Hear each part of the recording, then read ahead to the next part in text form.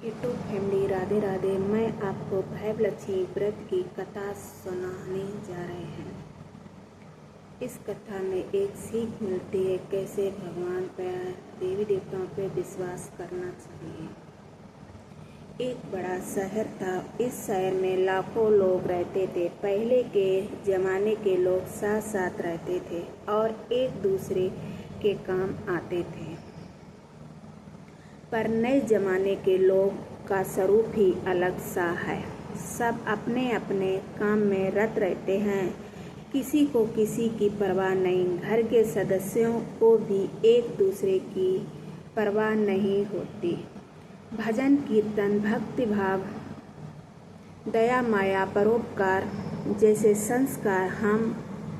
संस्कार कम हो गए हैं। शहर में बुराइयां बढ़ गई थीं। शराब जुआ रेस व्यभिचार चोरी डकैती बगैर बहुत से गुनाह शहर में होते थे। कहावत है कि हजारों निराशा में एक अमर आशा छिपी होती है। इसी तरह इतनी सारी बुराइयों के बावजूद शहर में कुछ अच्छे लोग भी रहते थे। ऐसे अच्छे लोगों में शीला और उसके पति की गृहस्थी मानी जाती थी। शीला धार्मिक और संतोषी थी। पति भी विवेकी और सुशील था। शीला और उसका पति ईमानदारी से जीते थे। वे किसी की बुराई न करते थे और प्रभु भजन में अच्छी तरह समय व्यतीत कर रहे थे। उनकी गृहस्थी आदर्श गृहस्थी थी और शहर के लोगों उनकी गृहस्थी की सराहना करते थे। शीला की गृहस्थी इसी तरह खुशी खुशी चल रही थी, पर कहा जाता कि कर्म की गति अकल है। विधाता की लिखी लेख कोई नहीं समझ सकता है।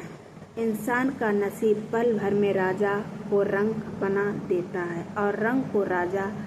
शीला के पति के पिछले जन्म के कर्म भोगने को बाकी रह गए होंगे कि वह बुरे लोगों से दोस्ती कर बैठा। वह जल्द से जल्द करोड़पति होने के ख्वाब देखने लगा, इसलिए वह गलत रास्ते पर चल गया और करोड़पति की बजाय रोड़पति बन गया।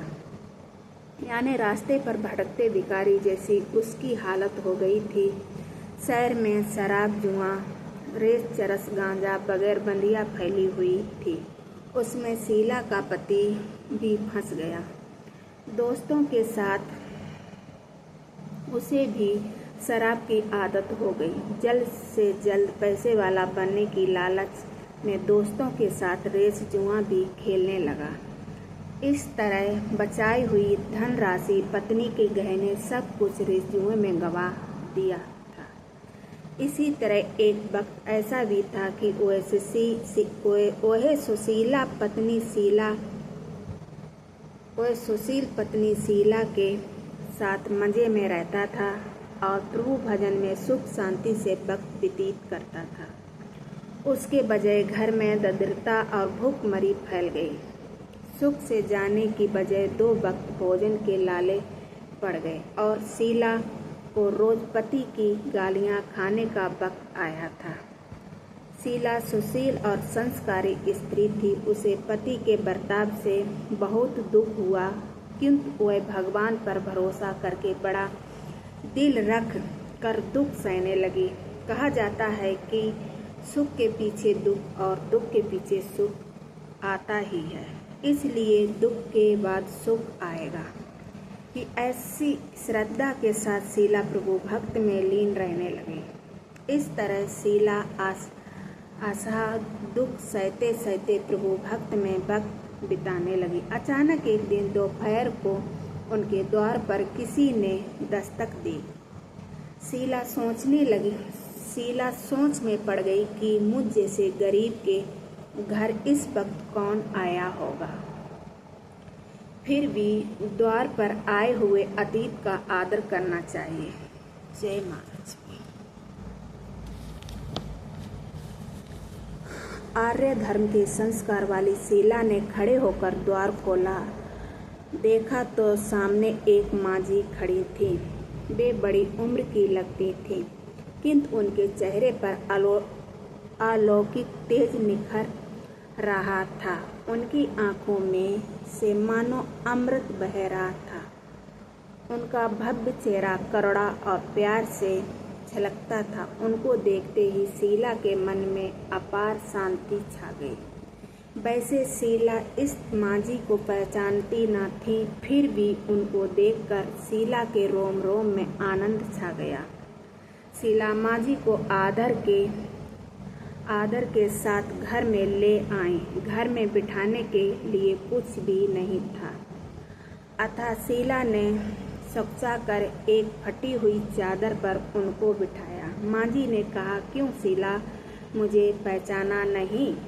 शीला ने सकुचा कर कहा, माँ, आपको देखते ही बहुत खुशी हो रही है, बहुत शांति हो रही है। ऐसा लगता है कि मैं बहुत दिनों से जिसे ढूंढ रही थी वे आप ही हैं, पर मैं आपको पहचान नहीं पाई। मांझी ने हंसकर कहा, क्यों भूल गई? हर शुक्रवार को लक्ष्मी जी के मंदिर में भजन कीर्तन होते हैं, तब मैं भी वहाँ आती हूँ।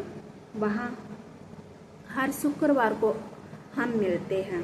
पति गलत रास्ते पर चल गया, तब से शीला बहुत दुखी हो गई थी और दुख की मारी वह लक्ष्मी जी के मंदिर में भी नहीं जाती थी। बाहर के लोगों के साथ नज़र मिलाते भी उसे शर्म लगती थी। उसने याददाश्त पर जोर दिया, पर यह मांझी याद नहीं आ रही थी। तभी मांझी ने कहा, तू लक्ष्मी जी के मंदिर में कितने मधुर भजन गाती थी, अभी तू दिखाई नहीं देती थी, इसलिए मुझे हुआ कि तू क्यों नहीं आती है, कहीं बीमार तो नहीं हो गई है। ऐसा सोचकर मैं तुझे मिलने चली आई हूँ। मांझी के अति प्रेम भरे शब्दों से शीला का हृदय पिघल गया। उसकी आंखों में आंसू आ गए। मांझी के सामने वह बिलख बिलख कर रोने लगी। ये देखकर मांझी शीला के नज़दीक सरके और उसकी सिकती पीठ पर प्यार भरा हाथ फेरकर सद्भावना देने लगे। मांझी ने कहा, बेटी, सुख और दुख तो धूप और छाप जैसे होते हैं। सुख के पीछे दुख आता है तो दुख के पीछे सुख भी आता है। धैर्य रखो बेटी, और तुझे क्या परेशानी है? तेरे दुख की बात मुझे सुना, तेरा मन भी हल्का हो जाएगा और तेरे दुख का कोई उपाय भी मिल जाएगा। मांझी की बात सुनकर शीला के मन को शांति मिली। उसने मांझी को कहा, माँ, मेरी गृहस्थी में भरपूर सुख और खुशियाँ थीं। मेरे पति भी सुशील थे। भगवान की कृपा से पैसे की बात में भी हमें संतोष था। हम शांति से गृहस्थी चलाते, ईश्वर भक्ति में अपना वक्त व्यतीत करते थे। एकाएक हमारा भाग्य हमसे रूठ गया। मेरे पति को बुरी दोस्ती हो गई।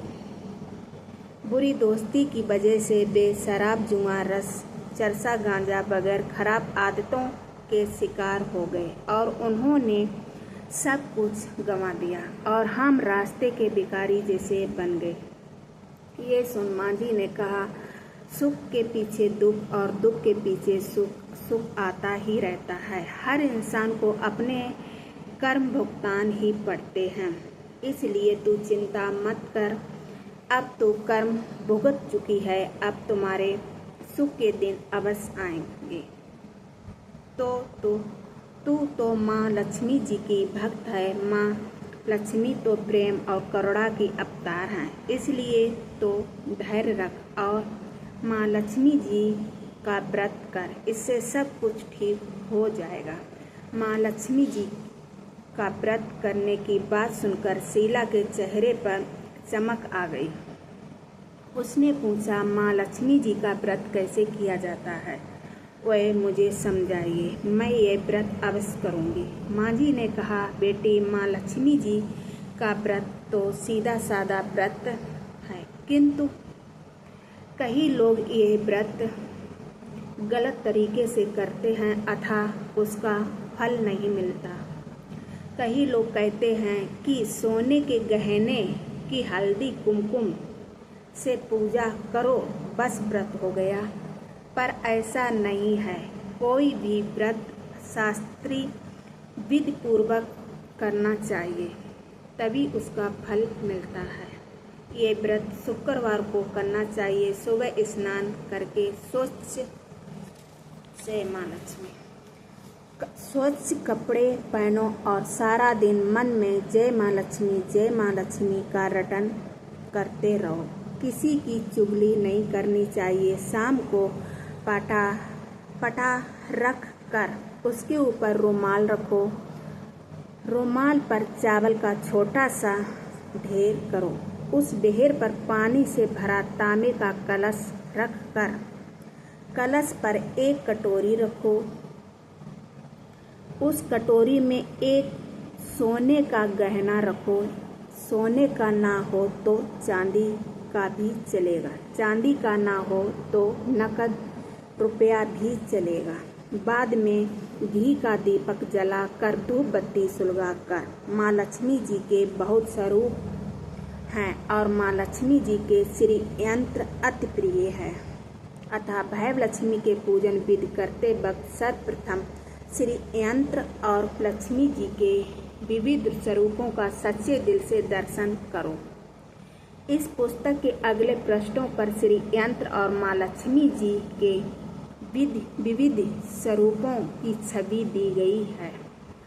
उसके बाद लक्ष्मी स्तवन का पाठ करो। बाद में कटोरी में रखे हुए गहने का रुपए पर हल्दी कुमकुम चावल चढ़ाकर पूजा करो और लाल रंग का फूल चढ़ाओ। शाम को कोई मीठी चीज बनाकर उसका प्रसाद रखो। ना हो सके तो शक्कर या गुड़ भी चल सकता है। फिर आरती करके 11 बार सच्चे हृदय से जय माँ लक्ष्मी बोलो। बाद में 11 या 21 शुक्रवार यह व्रत करने का दृढ़ संकल्प माँ के सामने करो। आपकी जो मनोकामना हो वह पूरी करने को माँ लक्ष्मी जी को विनती करो। फिर माँ का प्रसाद बांट दो और थोड़ा प्रसाद अपने लिए रखो। अगर आप में शक्ति हो तो सारा दिन उपवास रखो और सिर्फ प्रसाद खाकर शुक्रवार करो। शक्ति हो तो एक बार शाम को प्रसाद ग्रहण करते समय खाना खा लो। अगर थोड़ी शक्ति भी ना हो तो 2 बार भोजन कर सकते हैं। बाद में कटोरी में रखा गहना या रुपया ले लो। कलश का पानी तुलसी क्यारी में डाल दो और चावल पक्षियों को डाल दो। इस प्रकार शास्त्रीय विधि अनुसार व्रत करने से उसका फल अवश्य मिलता है। जय माँ लक्ष्मी। मिलता है इस व्रत के प्रभाव से सब प्रकार की विपत्ति दूर होकर आदमी मालामाल हो जाता है। संतान ना हो उसे संतान प्राप्त होती है। सौभाग्यवती स्त्री का सौभाग्य अखंड रहता है। कुंवारी लड़की को मन भावन पति मिलता है। शीला ये सुनकर आनंदित हो गई। फिर पूछा, माँ आपने भैव लक्ष्मी व्रत की जो शास्त्रीय विधि बताई है वैसे मैं अवश्य करूँगी, किंतु उसकी उद्यापन विधि किस तरह करनी चाहिए ये भी कृपा करके सुनाइए। माँ जी ने कहा, 11 या 21 जो मन्नत मानी हो उतने शुक्रवार या भैव लक्ष्मी व्रत पूरी श्रद्धा और भावना से करना चाहिए। व्रत के आखिरी शुक्रवार को जो शास्त्रीय विधि अनुसार उद्यापन विधि करनी चाहिए वह मैं तुझे बताती हूँ। आखिरी शुक्रवार को खीर या नैवेद्य रखो। पूजन विधि हर शुक्रवार को करते हैं वैसे ही करनी चाहिए। पूजन विधि के बाद श्रीफल फोड़ें और कम से कम 7 कुंवारी या सौभाग्यशाली स्त्रियों को कुमकुम का तिलक करके साहित्य संगम की भैव लक्ष्मी व्रत की एक पुस्तक उपहार में देनी चाहिए और सबको खीर का प्रसाद देना चाहिए। फिर धन लक्ष्मी स्वरूपों भैवलक्ष्मी स्वरूप माँ लक्ष्मी जी की छवि को प्रणाम करके माँ लक्ष्मी जी का ये स्वरूप भैव देने वाला है। प्रणाम करके मन ही मन भावुकता से माँ की प्रार्थना करते हैं। भक्त कहे कि हे माँ धनलक्ष्मी, हे माँ भैवलक्ष्मी, मैंने सच्चे हृदय से आपका भैवलक्ष्मी व्रत पूर्ण किया है, तो हे माँ हमारी जो मनोकामना की हो वह बोलो, मनोकामना पूर्ण करो, हमारा सबका कल्याण करो। जिसे संतान ना हो उसे संतान देना, सौभाग्यशाली स्त्री का सौभाग्य अखंड रखना, कुंवारी लड़की को मन भावन पति देना। आपका ये चमत्कारी भैवलक्ष्मी व्रत जो करे उनकी सब विपत्ति दूर करना, सबको सुखी रखना। हे माँ आपकी महिमा अपार है। इस तरह माँ की प्रार्थना करके माँ लक्ष्मी जी का धनलक्ष्मी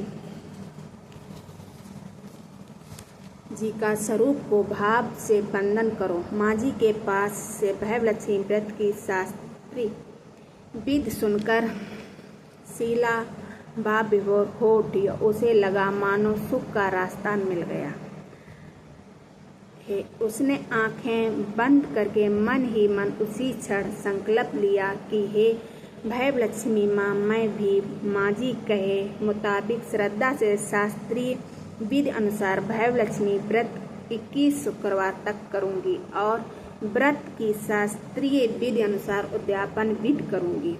शीला ने संकल्प करके आंखें खोली तो सामने कोई ना था। वह विमस्त हो गई कि माँ जी कहाँ गए। ये माँ जी दूसरा कोई ना था, साक्षात लक्ष्मी जी ही थी।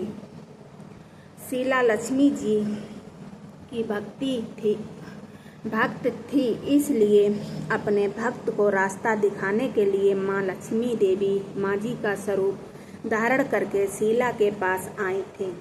दूसरे दिन शुक्रवार था। सवेरे स्नान करके स्वच्छ कपड़े पहनकर शीला मन ही मन श्रद्धा से और पूरे भाव से जय माँ लक्ष्मी का मन ही मन रटन करने लगी। सारा दिन किसी की चुगली की नहीं। शाम हुई तब हाथ में पाँव धोकर शीला पूर्व दिशा में मुंह रख करके बैठी। घर में पहले सोने के बहुत से गहने थे, पर पतिदेव ने गलत रास्ते पर चढ़कर सब गहने गिरवी रख दिए थे। पर नाक की चुन्नी बच गई थी। नाक चुन्नी निकालकर उसे धोकर शीला ने कटोरी में रख दी। सामने पाटे पर रुमाल रखकर मुट्ठी भर चावल का ढेर किया। उस पर तांबे का कलश पानी भर कर रखा। उसके ऊपर चुन्नी वाली कटोरी रखी। फिर माँ जी ने कही थी वह शास्त्रीय विधि अनुसार बंधन स्तवन और पूजा वगैरह किया और घर में थोड़ी शक्कर थी वह प्रसाद में रख कर भैवलक्ष्मी व्रत किया। यह प्रसाद पहले पति को खिलाया। प्रसाद खाते ही पति के स्वभाव में फर्क पड़ गया। उस दिन उसने शीला को मारा नहीं, सताया भी नहीं। शीला को बहुत आनंद हुआ। उसके मन में भैवलक्ष्मी व्रत के लिए श्रद्धा पड़ गई। जय माँ लक्ष्मी। शीला ने पूर्ण श्रद्धा भक्ति से 21 शुक्रवार तक भैवलक्ष्मी व्रत किया। 21वें शुक्रवार को माँ जी के कहे मुताबिक उद्यापन विधि करके 7 स्त्रियों को भैवलक्ष्मी व्रत की 7 पुस्तकें उपहार में दी। फिर माता जी के धनलक्ष्मी स्वरूपों की छवि को वंदन करके भाव से मन ही मन प्रार्थना करने लगी। हे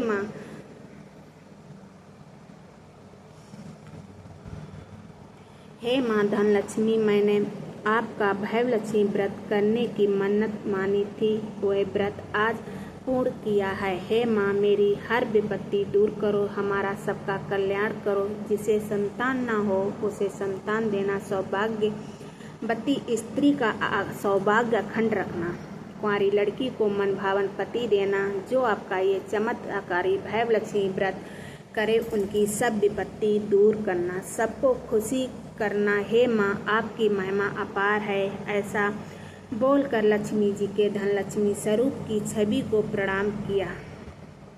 इस तरह शास्त्रीय विधि पूर्वक शीला ने श्रद्धा से व्रत किया और तुरंत ही उसे फल मिला। उसका पति गलत रास्ते पर चला गया था। माँ लक्ष्मी जी ने भैरवलक्ष्मी व्रत के प्रभाव उसके ज़्यादा मुनाफा होने लगा। उसने तुरंत शीला के गिरवी रखे गहने छुड़ा लिए। घर में धन की बाढ़ सी आ गई। घर में पहले जैसी सुख शांति छा गई। भैरवलक्ष्मी व्रत का प्रभाव देखकर मोहल्ले की दूसरी स्त्रियां भी शास्त्रीय विधि पूर्वक भैरवलक्ष्मी व्रत करने लगी। हे माँ धनलक्ष्मी, आप जैसे शीला पर प्रसन्न हुई, उसी तरह आपका व्रत करने वाले सब पर प्रसन्न होना, सबको सुख शांति देना। जय धनलक्ष्मी माँ, जय भैरवलक्ष्मी माँ।